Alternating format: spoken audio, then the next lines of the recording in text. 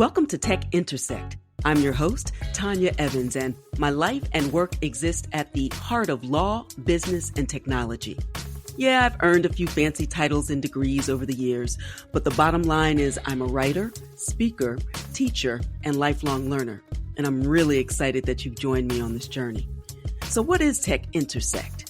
Well, it's authentic, empowering conversations with really interesting guests who demystify complex topics to prepare you for the future, because your future is now. And it exists where law, business, and tech intersect. Get ready to listen, learn, and leverage. Let's get started. Hey, everybody. Welcome to the 98th episode of Tech Intersect on January 10th, 2022. And in this episode, I welcome back to the show Anthony Ware, a mental health strategist and principal at Ware-Catalysts. He's also the lead researcher, author, and publisher of the Founder Mental Wealth Report. And during his 10 plus years as a serial entrepreneur, Anthony has successfully launched 5 companies in multiple industries, including logistics and information security. And his mission is to help underestimated entrepreneurs and professionals to overcome imposter syndrome, burnout, and other challenges that create mental health deficits so that they can build mental wealth, trust themselves, and to make better decisions for their lives and their businesses. He does this through a spicy combo of empathy, scientific evidence, humor, and heavy audience participation. I love it, and I know you would benefit from his teachings as well. Now, in this episode, we talk about Anthony's lessons learned during his awesome adventure in and through his epic crypto, DeFi, and NFT journey. He's one of my Rockstar Advantage Evans Academy alums and an AE Explore Live Club member. And he's agreed to come help newcomers figure out how to sort fact from fiction and now why is the perfect time to learn and to earn. If you're crypto curious but confused or scared of the scams and want to know how to get in and win safely, then this episode is for you. Now, before we hop into the ep, please take a moment to follow this podcast and then like, share, and comment so that others who would benefit from this content can find it. Okay, it's time to listen, learn, and leverage. Let's get started. In this episode of Tech Intersect, I welcome Anthony Ware back to the show. Now, Anthony was one of my first guests way back in episode 6, when we discussed his approach to helping startup founders balance mental health with what he calls mental wealth. And Anthony is also focused on the future of work and wealth and creativity. As you know, we are here at Tech Intersect. And he's also an Advantage Evans Academy alum and a current member of the AE Explore Live Club. I've really admired his journey and growth in the crypto and DeFi and NFT spaces. And I thought a lifelong learner voice would be a fantastic addition to the show, particularly for those of you who are just getting in, you're crypto curious, but not crypto confident. And so I'm hoping that you will hear your trek in this conversation with Anthony's journey. We will talk about all of that and more in a moment. But first, Anthony, welcome. Thank you for having me back. I was stoked to get your message and excited to get into this conversation today, especially to kick off the year. It's been 2 years since we started, or we had our last conversation. Absolutely. Can you believe so much time has passed? How are you? We're still in the middle of a pandemonium. I've been in my bunker for 11 days. I test and I've got all the vaccines and the boosting and the N95s. How are you and yours? Today, I'm great. Over the last couple of years, I've gone through my ups and downs, and really, I'm cool with not being in a rush to go anywhere. I grew up, I think we were talking earlier before, and I grew up a latchkey kid, oldest of the set of 3. Yep. So I've actually connected with family members deeper during this pandemic. Family members, my mom, dad, my brother, and my cousin. And so when I see people rushing to get back to whatever they think was normal, I'm like, go ahead. I've got my boosters. I did get my vaccine and all of that.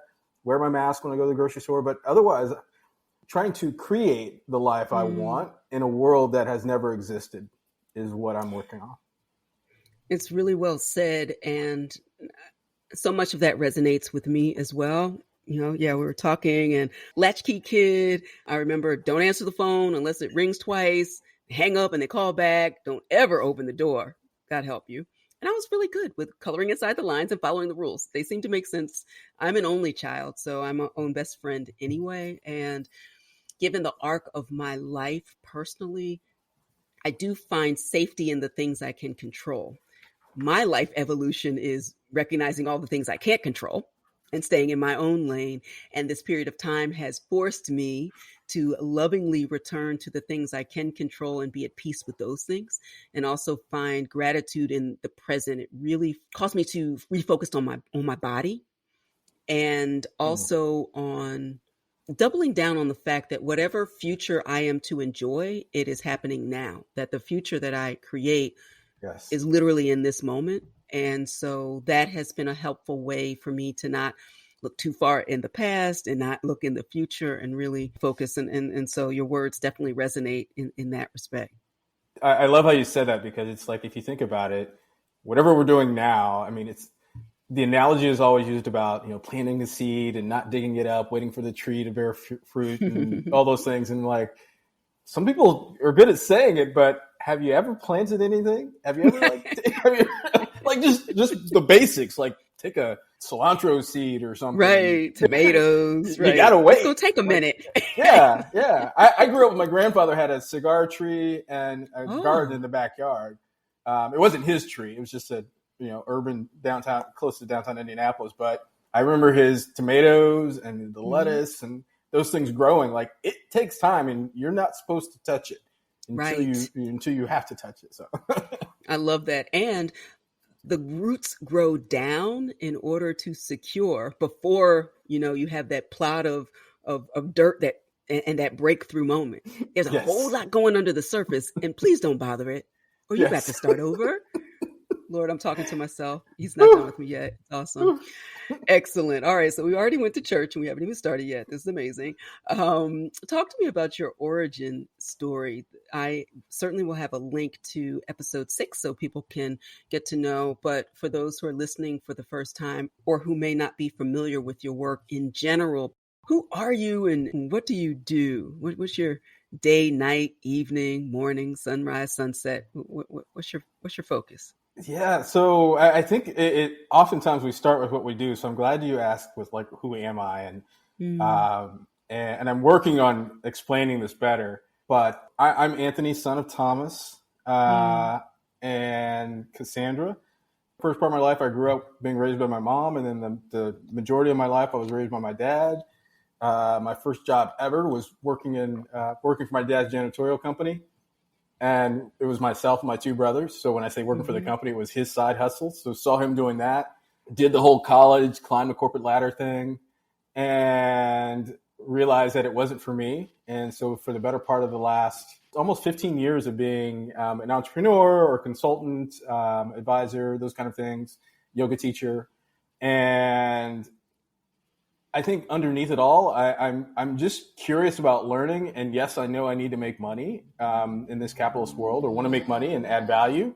But anymore, I look and see that my focus is really grounded in creating mental wealth, or reminding people of the mental wealth we have, especially like growing up as Black folks in the U.S. But more than that, like doing the research around it, but also advising. And one thing that was interesting that came out of this pandemic, that has been coming out of this pandemic, is that the work I've done with underestimated entrepreneurs is applicable to, or has been applicable to, the ERGs, employee resource groups within businesses. And so I think the other part of that is understanding that in order to do what I need to do, back to, I need to create generational wealth, starting with myself.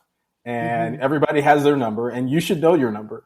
My number is different from yours, Tanya, and it's going to be used for different things. And so I think over the last couple of years, getting grounded in what I really want to spend my assets, time, money, mental health, mental space on, is where I'm at.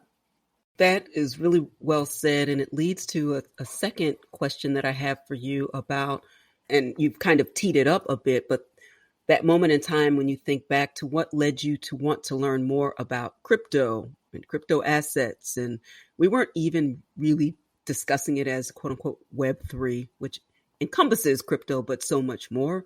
But it's evidently a very cool buzzword, and we're all going to just roll with it. But what was that change for you from the traditional means of acquiring and building financial freedom and generational wealth to wanting to learn more about what was going on in the crypto world? Good question. When I actually had to dig back through a couple different email accounts to figure out how this all got started. Because when you open an account, well, an account with when you have to share your email, you get the confirmation. And so I think for me, I've always been just curious in general about like what's going on in the world, and whether it's in the U.S. or outside of the U.S. Actually, anymore, like a lot outside the U.S. because the U.S. we have good marketing and propaganda. But anyway, that's another episode. Right. That's the extra content. That's behind the paywall. Yeah, but some of those, like you were talking, the roots going to the ground, like one of the biggest mistakes I've ever made in my life was getting a mortgage for my dad's home or my family home, and then having that go into foreclosure. I lost it. So we lost to the foreclosure, and then full circle a couple of years back, I ended up getting some kind of money back for it. I don't know how it all worked. I just know there was money back in my account. And so at that time, I blew that money. Like it was like 20 grand. Like I basically blew 20 grand on stuff and not wealth. And so my being curious about things, back in 2017, 2017, I started hearing about Bitcoin, and I don't know where I found it, but then you were like, this sounds interesting. And so I'm like, at the time, I didn't have any extra money. I was like paycheck to paycheck. Right. Yeah. Like do something so I can make money, so I can get rent, so I can get the groceries or all those kinds of things. And so I think the turning point was back during that 2015 to kind of 2017 period of me just trying to do anything. That kind of hustling mentality of like, I'll figure it out.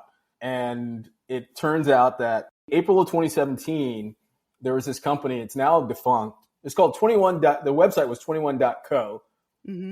And what you could do, I think it was like a paid email. So people could like pay to send you emails or something. But on the flip side, you were able to do tasks and surveys and earn Bitcoin without having to buy. Like I could do like a 10-minute survey and I get, $5 in Bitcoin. Wow. Yeah. So that was kind of, I think when you think of like the things coming above the ground, that was kind of like my first like entry into understanding crypto.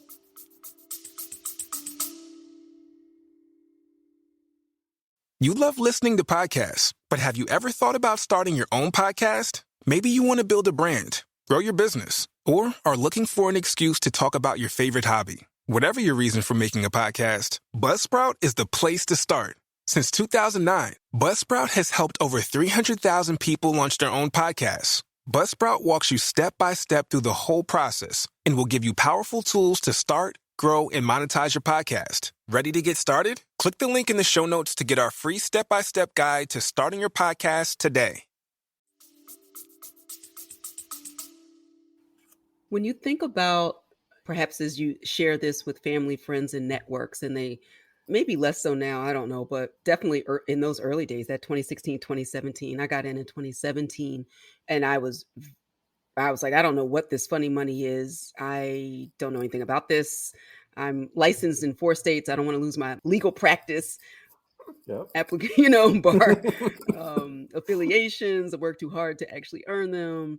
But I was intellectually curious about the underlying technology. It was also probably around a time where we were settling into a price ebbing. And so a lot of people after that ICO boom were just going back to work. And it gave me the space to figure out, given my expertise in intellectual property and some of those other areas, what this meant for me. But there were a ton of things then, and certainly family, friends, networks have a ton of reasons why, as a matter of fear, uncertainty, or doubt, we call that FUD, this was, a fool's errand. right? The gold rush to the fool's errand. Did you have any of those thoughts internally? And then did you have those questions within or among your family, friends, and networks? Yeah, that's a good question. I totally forgot it. And by the way, I totally forgot about all those ICOs that were popping up Yeah. back then. Yep. Initial coin offerings to go ahead and Google down that rabbit hole. Excellent. Actually, interesting enough, I didn't share it with pretty much anybody. Like I'd share if the little like something told me to share to earn, but I didn't really share with anybody because I was like, I don't know what this is, and if I can't explain it simply, then I don't want to explain it just yet. Right. But full circle, interesting enough, my cousin, who I mentioned earlier, she just reached out, or we connected this past week, and she's like, "Can you help me get set up with this crypto stuff and everything?" So yes. funny, 5 years later. That happens to me a lot. And this past Christmas, we were doing a virtual, needless to say, meet and greet and have this secret Elfster exchange. But the hot topic was not necessarily what everybody was getting, but could I lead another? Because I have done this before, this family thing. I was like, no, we're for real this time. We want wallets. We know you don't seem to be crazy and you seem to be winning.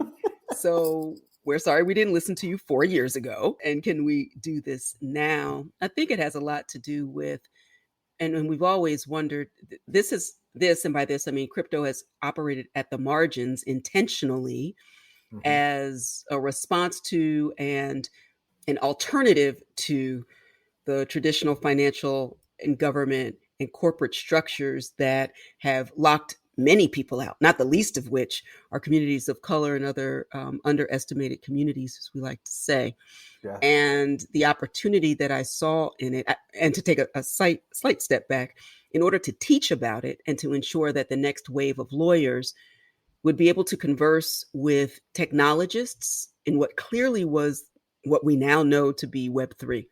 This Web 3.0, which is different from what we currently exist in as the internet of the Web 2.0 version, is this exchange of communications and the ability to not just receive information as we did in Web 1.0, but also to be creators and to create all this content and then the storage of the content. And now we're like, oh my God, we've created a lot and it seems like a few companies actually own it. What does it look like in the internet of value, where we can exchange value in the same way that we exchange texts or emails? Yes. Right? That we've moved from the information age to the age of transferring value globally. That means that it's not necessarily as important what country you live in, unless they ban it. That's a whole other issue, right?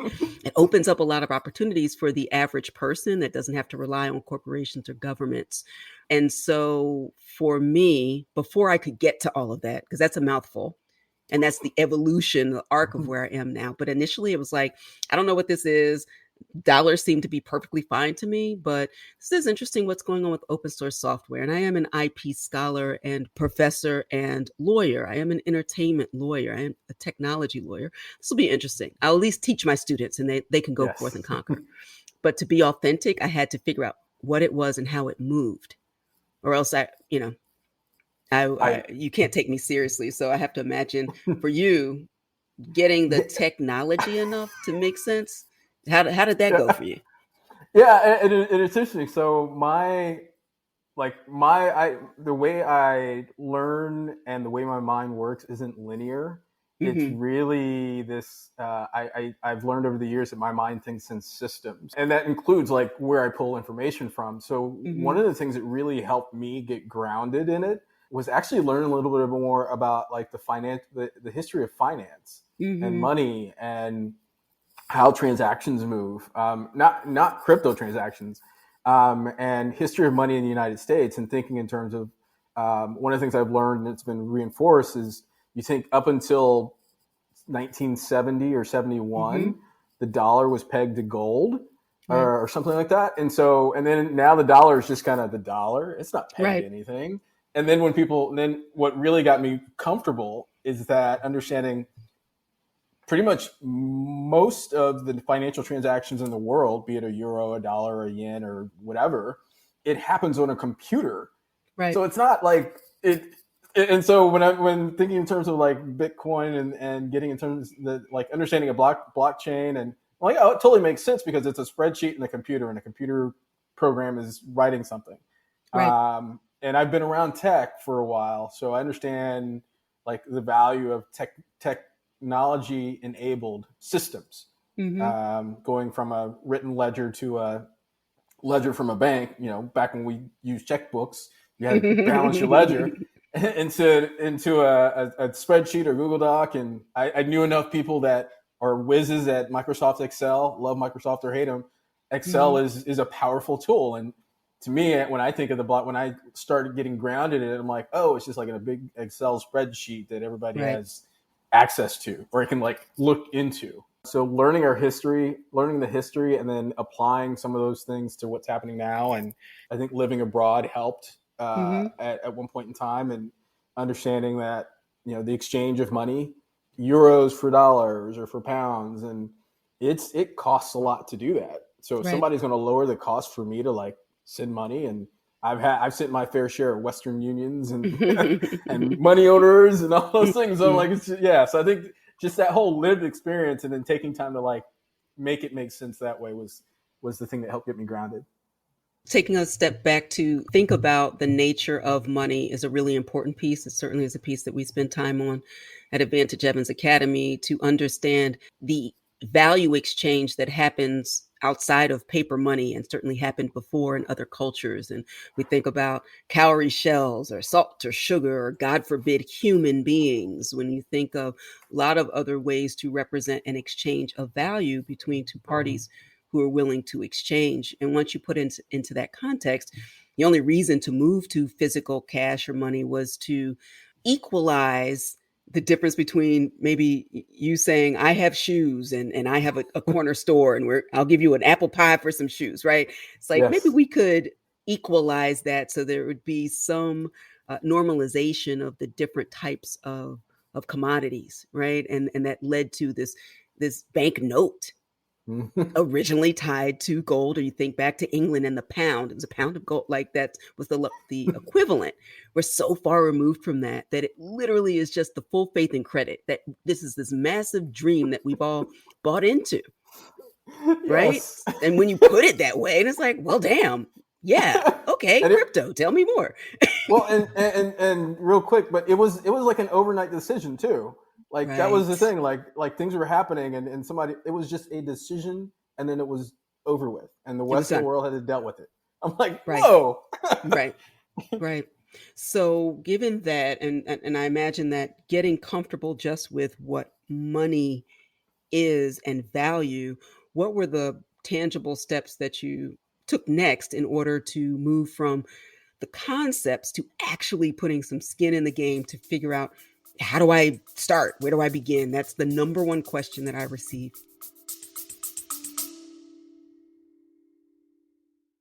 If you're an engineer or a scientist, you love Formula One, you love cycling, you love learning about how new technologies are changing the world around us, then I thought you may want to listen into my new podcast, the Neil Ashton Podcast. We talk to leading engineers and scientists from around the world, hear about their life stories, hear about new technologies, and hopefully educate you and give you a better sense of how key things like machine learning, artificial intelligence, supercomputing are changing the world around us. If that sounds like it's something you might like, you should come and have a listen. I'd say that my first step with skin in the game was actually, again, it was like the fall. So a few months after I opened the one account I mentioned earlier with 21, the 21 company, there's a company that was started by Rachel Cook called Seeds, and they had a Seeds token, SEEDS.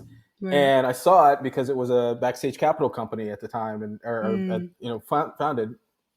And it was kind of that was my put money into the game because I had to open up a my Ether wallet. Yes, and I reached out to Rachel and said, "Hey, I want to get Seeds, and what do I need to do?" And she walked me through, including the part because she's like, "Share this address," and she's like, "Share this address, which is a public address, but don't share this other one." So that's what I learned about public and private address, like the keys, right? Your Right.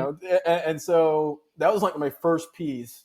And I think in between doing that on Christmas Day in 2017, and then between then and I say Christmas Day this past year, at first I was just like, I wanted to get rich. That was my thing. I was like, I want to make some money because I needed money back then. So I'd buy a little bit of Ether because I had a Coinbase account at the time. And so buy some Ether, buy some Bitcoin.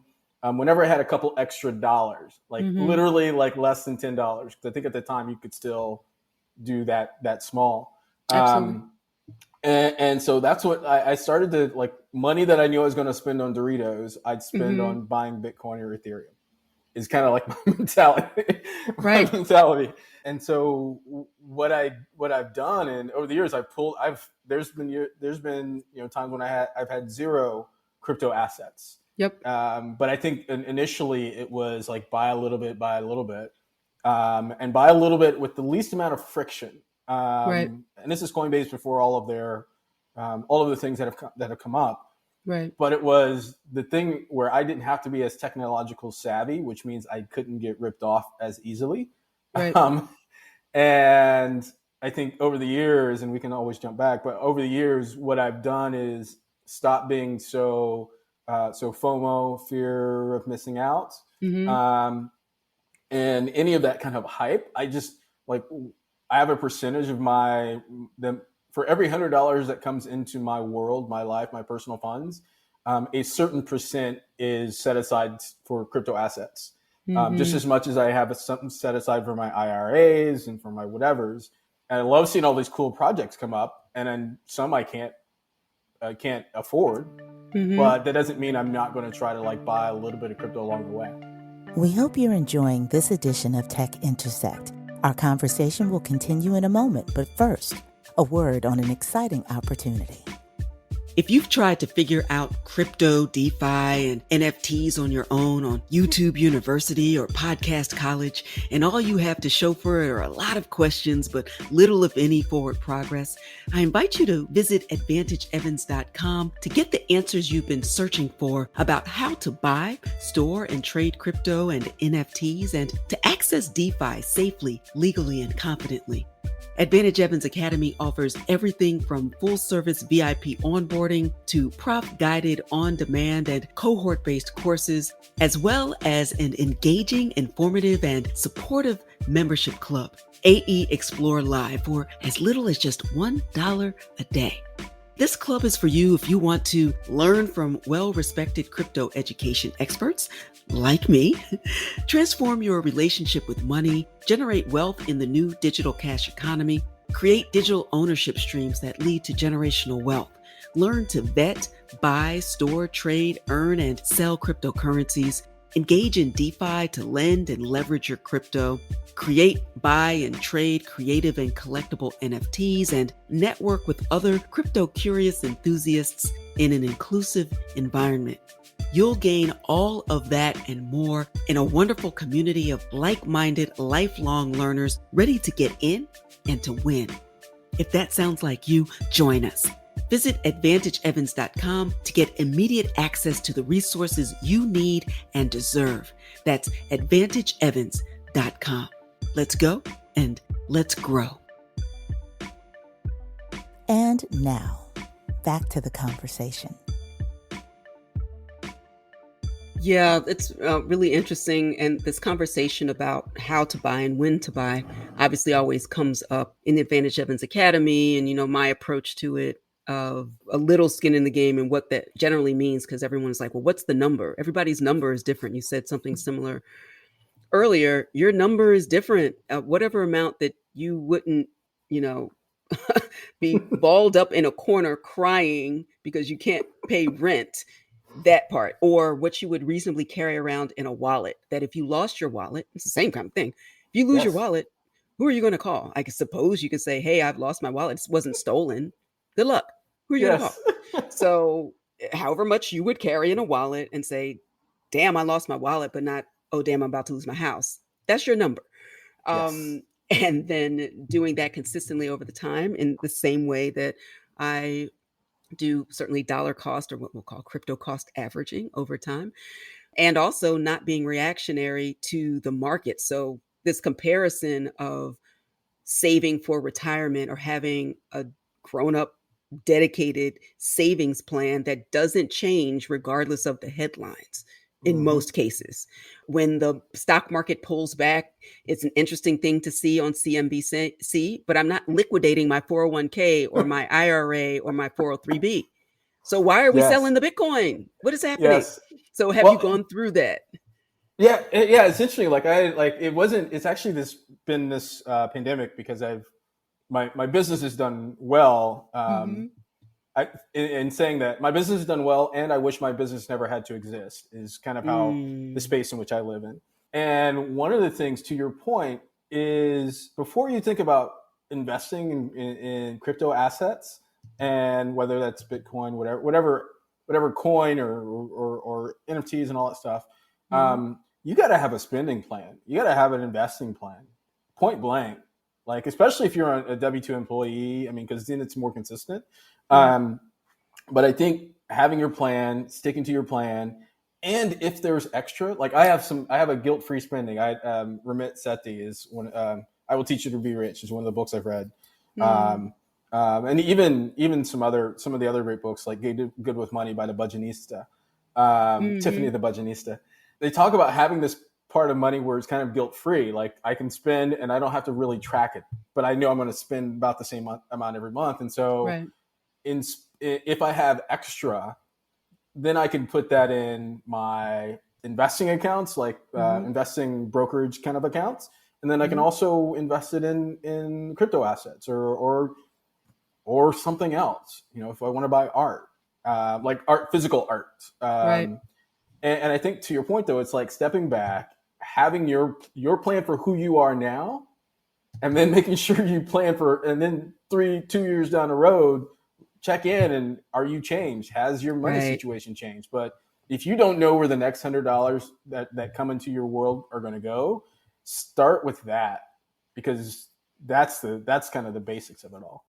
There is so much uncertainty and volatility in the space that controlling the controllables becomes critically important. I was going to say, before I forget, like, I'm not an official. This is not financial advice. This is my lived experience. I don't give financial, legal, or health advice as related to those licensed professionals who are phenomenal at what they do and who I take advice from. Do your own research, but some of that is even researching where you are getting information from. And I know that you are very discerning, and that led you to me and to start to take some of the courses offered from Advantage Evans Academy. So talk about your experience there and what even led you to want to take a course or join a club to edify your experience. For me, part of the discernment just starts with like my own kind of core values about how I look at the world. And I think the biggest piece was I looked for people, first, quite frankly, people who look like me. And actually, even more importantly, especially just the majority of my life, I've sought advice from women. And I've learned more from women, and Black women especially. What I do is I look for people who look to educate people about something. And they educate from the perspective of their lived experience, which is directly tied to what they're teaching. So like for you, the added bonus was the fact that you're a professor. What I saw is how you taught things. And you weren't trying to sell anything or hype anything up. For me, when I think of people hyping things, and part of my filters, if you hype something too much, if your hype to education ratio is off, then I'm like, hey, I hope you do well, but I'm not going to pay attention to much that you say. And in this world of crypto, there's a lot of hype, and they call them like maximalists or whatever. But maximalist isn't just with Bitcoin. It's just how people do things. I mean, there's people who are Green Bay Packers maximalists. They're the only football team in the world. And so one of the things I started to do is I saw what you were doing. I attended some of your master classes. And then when I found out I had extra money, I started taking what I could afford. Like I have an education budget, and an education budget that I use on stuff that I know I'm actually going to take action on, not just spend it for the clout, right? Right.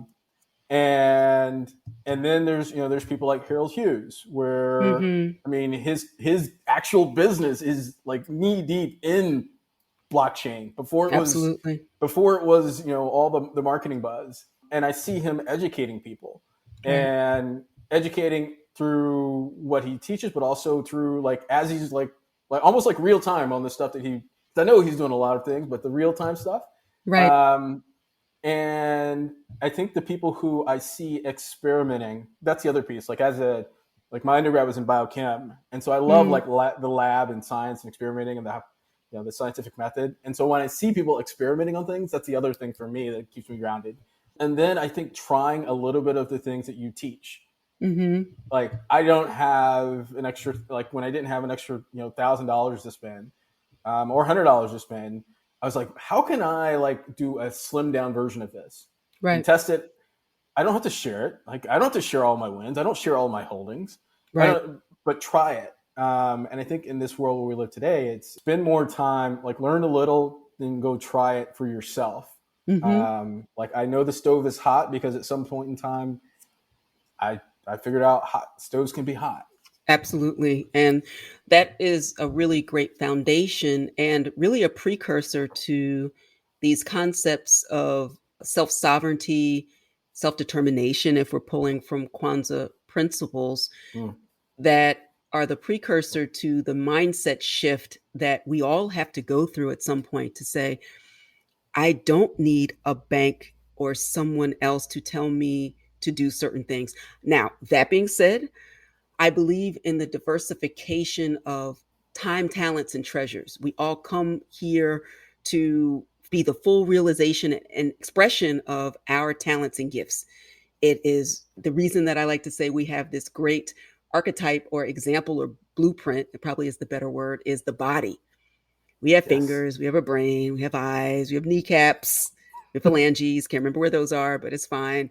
The point, people, is that every piece of your body has an important part. And but for that, it makes it difficult to operate optimally. And so someone who is a financial planner or a lawyer or a mental health and wellness expert or a plumber, whatever, we're all bringing different talents and skills. And so you should do your research about who can add benefit. But at the end of the day, you call the shots. Yes. We've grown up turning our money over to someone and they know better than me and being so disconnected. So the empowerment and the opportunity for financial inclusion and economic empowerment and generational wealth comes from us being the center of that universe. And so you have to have that foundation. That led you to learn more about DeFi and NFTs. So can you talk about what the next level experience is? Because you weren't done. Here's what you'll find. You'll start to, if you read enough, not read enough, you just start spending time, like one less episode on your Netflix binge. Right. Like I learned about, like, for example, here's an example. So when I went beyond big, like I fell into the Dogecoin, DODG's coin, like hype. And that was my last hype. I was like, oh, okay. And I got in, got out. But I learned about Solana beginning of last year, I think, maybe. Yeah. So beginning of last year, I was like, oh, this is interesting. And when I started to look, it's most of this is like public record. And if you're getting into something and you don't see the actual name, not the social media handle, but the actual name of the person doing the project or doing the coin or doing the thing you're going to invest in, then move to the next one, quite frankly. That was my filter. And so when I saw what Solana was trying to do and learning like, oh, they're making things more efficient by how they're processing things. I'm like, oh, well, efficiency and lower cost is always the name of the game in finance. I mean, even the current like governments try to do that. And so like I had some extra money, so I bought a little bit of Solana on. I used Binance, the Binance exchange, and so I'm like, oh, this is cool. So I had Solana, and I got it when it was like $25, $30 or something like that. And I just held on to it because I'm like, I don't know where it's going to go, but I'll just park it and set it and forget it. Oh, no. Set it and forget it. I actually cut it into the thirds. A third of it, I just set it and let it be. A Mm-hmm. third of it, there was like the ability to stake. So Yeah, staking to me, it's like a great savings account absolutely. that could At a be much stolen better rate. at a much better rate, but it could go to zero. Like if Sure. some technical glitch, something could happen. Mm-hmm. I always think of like I used to be in commercial real estate, so thinking like risk management Sure. Absolutely. is one of my things. And so what I did, I put the other 2/3 of Solana. I staked them with two different like entities, or they call them validators. Mm-hmm. Um, and I don't even mess with that. Like I like that's money. Like it's just they're going to stay there forever, Right. or almost forever. And so I'm like, oh, this staking thing's kind of cool. And then that led me to like learning. Like I haven't really dug deep into DeFi, so decentralized Mm-hmm. finance, but I'm still paying attention to it. Like you don't have to. I think that's the thing with this kind of a foundational thing is you don't have to get into everything at one point in Right. time. Find the entry point that works for you, which then led me to right after I invested in got my Solana. I also got the domain anthonyware.eth. Yep. It's an Ethereum name service system. I need to anyway. So I Ethereum bought name. that. I think it's Ethereum name service, but now you're Yes. going to have me look it up. I'll drop I it in the show know. notes. And I've been reading ENS. it all out this past week. So ENS. So I got my ETH and you buy it with Ethereum. So I had some Ethereum to be able to do so. And I was like, oh, this is cool. Because it's just like, and I saw like a bunch of people having it on Twitter. And then when I saw the people who had already been learning from use it on Twitter. So that's that whole thing. Like I remember Miss Jackson, my sixth grade elementary school teacher, because she made an impact on me personally. And so when you think about the teachers who made an impact on you, what are they doing? And that's why I got the Ethereum piece, because I saw Harold have it. I'm like, Harold doesn't suffer many fools. No, zero. And so I bought it, and I'm like, cool. And just again set it and leave it. Like it's money that doesn't exist anymore in my mind, but it's an asset. And so then I think, I don't know, coming into the fall, I heard this. It was called the Unicorn Social Club, and it was founded by the founding team. They're all geared around cybersecurity, and that was like my first startup was around cybersecurity. So I'm like, okay, I kind of understand what they're doing. They're trying to use NFTs that are built on Solana to try to help educate and then create tools around cybersecurity. I'm like, totally get it. Again, using my lived experience to invest in something that I could easily come up the learning curve on. Right. And so I used the third that was just kind of chilling, part of the third that was chilling for Solana to buy that was my first NFT I bought. It was on the Solana NFT chain. And it was more than just art. And so I think that's where I am now. When I think of that, I have a Soulflare, the wallet that I bought that I have in my Solana. They issued my very first NFT, and then the unicorn, and then I have I think a couple others, and then I was, because of that, I was gifted a certain amount of ETH to get into minting some NFT projects this year and being involved in them. Yeah, it was kind of dope. I raised my hand. You don't know, unless you raise your hand, nobody's going to see you. And so I raised my hand and I was gifted this amount, and I was like, cool. And I'm still learning before I can, that's money that's not mine. It's for me to use, to learn, to grow, and then to pay it forward. That's how I view it. And so that's where I am, I think, really now, is that I'm cool with missing out on these NFTs. I'm learning from some projects like the CPG, Consumer Products Goods, Packaged Goods club that used NFTs, and the art. I really want to have enough holdings to buy some of this dope art. Yeah. At the same time, I realize NFTs in and of themselves are agnostic. They have zero to do with anything except for a digital representation of ownership on some level and access and that kind of stuff. So keeping that, which Tanya, Professor Evans taught during her course, has stuck with me. And so that's where I am now when it comes to assets. And there's a next piece we could get to, but I've been talking for a little. So Go ahead. No, I think that's excellent. And it really helps give people context of how you move through every time we, not just you, but me as well, get to something new. There's no rest. The point is, there's no resting on your laurels in this space.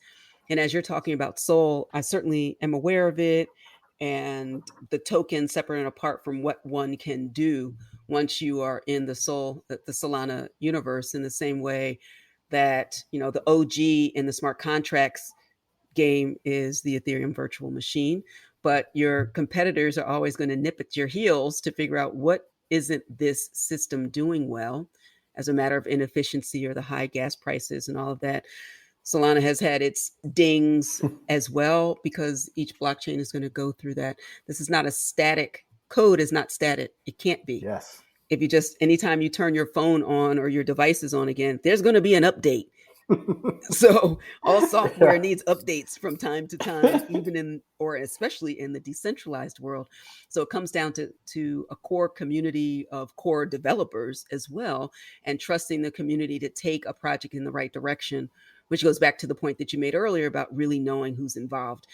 And even if you don't know the full, if you actually know the name of someone and they are out in front of the community, I think of the Maker DAO, and we've did the wind down for the Maker Foundation, but the charge of the foundation was to ensure that the Maker DAO moved to full decentralization, but it was the brainchild of Rune Christensen.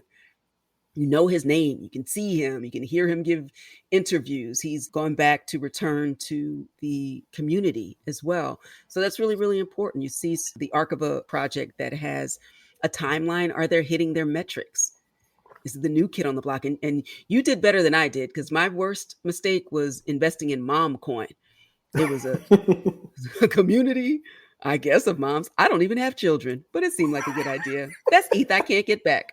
A hell of a lot of mom coin, but that's a story for another day. So I never judge anyone for throwing their hat, and you're not going to always win, but being more discerning about and giving some pointers to people. What would you do for any investment or any long-term, the potential for a long-term asset? So your story is an important one about what things to have your head up about, and not doing anything that you can't afford to lose, because the lights can go off at any time on any project for reasons that we can't tell right now. Right. I thought you were going to say the lights can go off at home. I'm like, I think that's the other side. Like, I've lived with the lights being turned off. You're like, oh, for real? Oh no, my lights are not going off. No, sir.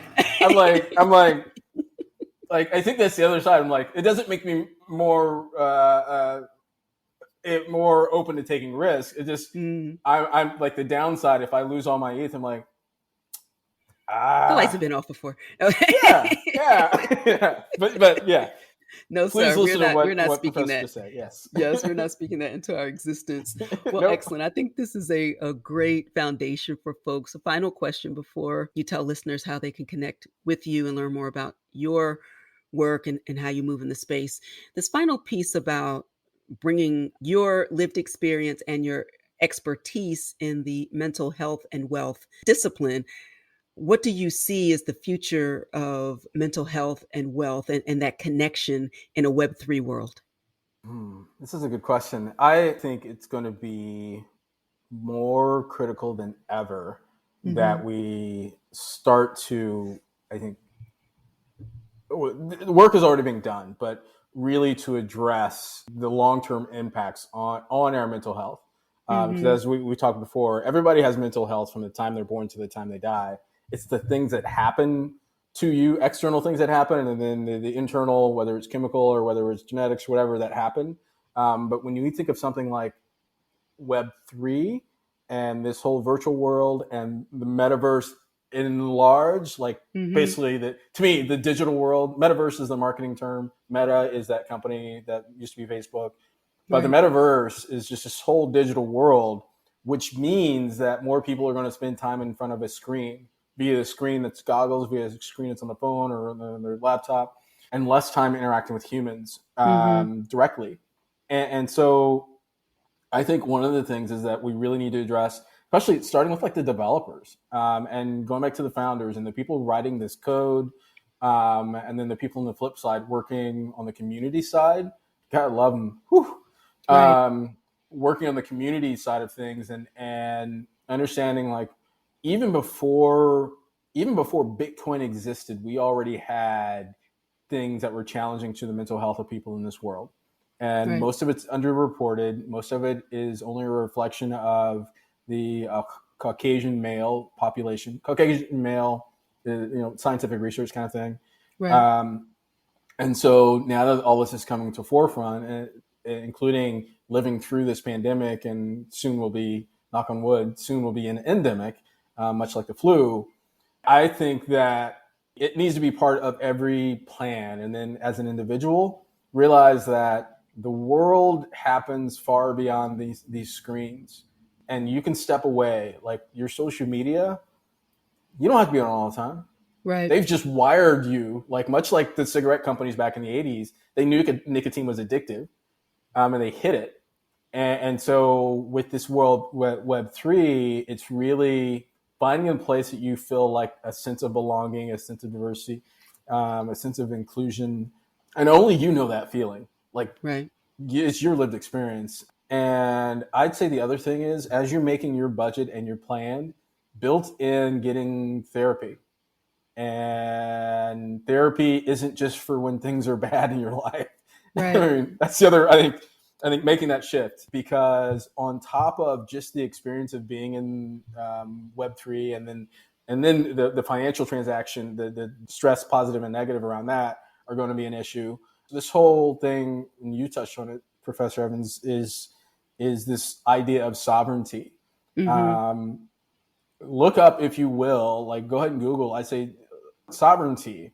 I mean, sovereign wealth funds, sovereignty includes a whole lot of responsibility. And this shift to Web3 digital world combined with living in the physical world is a different kind of sovereignty, which means a different type of self-responsibility that you have to bring on to bear, and to learn to shift mentally, emotionally, how you plan things, how you look at things.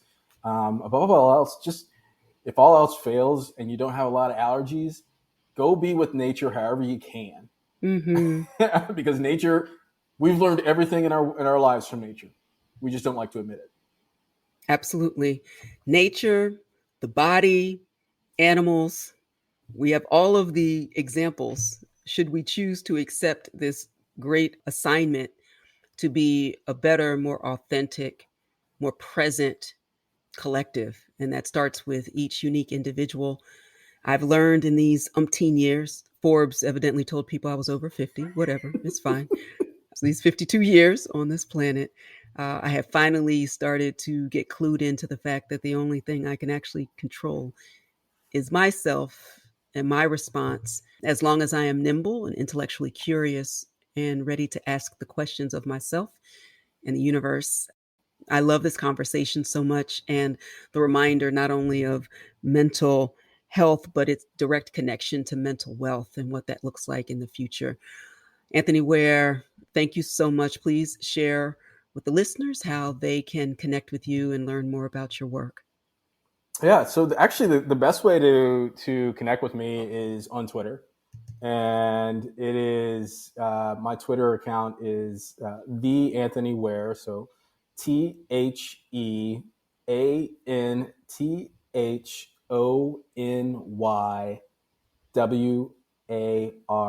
So the Anthony Ware. And I'm on other social channels, but that's the one where I spend the most time. And you can find the links and the projects that I'm working on. And feel free to DM me if you have any questions on like how to get started or what I'm doing. And quite frankly, actually make sure if you're not following Professor Evans, then quite frankly, that's kind of your first step you need to do. I love that. I didn't ask them to say it, but I believe it to be true. And we want you all to join us in the AE Explore Live Club as well. It's a low-cost way to engage in daily and weekly information in our monthly sessions to chat about various topics, crypto assets, DeFi, NFTs, and community, which is vitally important. A community that represents the diaspora for those of us who really have an actual chance to make a difference and move the needle on our own terms in the future of work and wealth and creativity. So let's keep that rolling. We all gonna make it, I hope. Yes. WAG me. Evidently, that's the thing people on the crypto Twitter say. All right. Well, thank you, my friend. Sure. Yes, let's do it, right? Let's ensure that Yes. we're all going to make it. Thank you for having me. Thank you so much, Anthony, for sharing your wisdom and your time. That mental health and wealth connection is real. And part of preparing for the future of work and wealth and creativity begins with a solid foundation that's grounded in crypto education fact, not fiction. And if you take away nothing else from this episode, know that you can do this. And Anthony's journey is Exhibit A. Mental health and wealth begin with you, and it begins today.